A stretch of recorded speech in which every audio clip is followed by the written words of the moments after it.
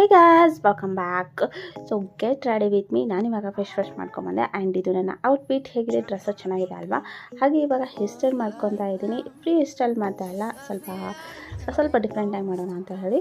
And hairs ಕೂಡ ಅಷ್ಟೇ ಆಯಿಲಿಯಲ್ಲೇ ಆಗ್ತಾ ಇದ್ದು, ಹಾಗಾಗಿ ಸ್ವಲ್ಪ ಡಿಫ್ರೆಂಟಾಗಿ ಹೇರ್ ಸ್ಟೈಲ್ ಮಾಡಿದ್ದೀನಿ. ಆ್ಯಂಡ್ ಸೊ ಈ ರೀತಿ ಹೇರ್ ಸ್ಟೈಲ್ ಮಾಡಿದ್ದೀನಿ. ಹಾಗೆ ಹೇರ್ಸ್ ಫ್ರಂಟ್ ಸೈಡ್ ಸ್ವಲ್ಪ ಆಯಿಲಿಯಲ್ಲೇ ಆಗಿದ್ದು, ಹಾಗಾಗಿ ಈ ಹೇರ್ ಸ್ಟೈಲ್ ಮಾಡಿಕೊಂಡೆ. ಆ್ಯಂಡ್ ಇವಾಗ ನಾನು ಫೇರ್ ಆ್ಯಂಡ್ ಲವ್ಲಿ ಹಚ್ಕೊತಾ ಇದ್ದೀನಿ. ಆ್ಯಂಡ್ ಅದಾದಮೇಲೆ ಪೋನ್ಸ್ ಪೌಡರ್.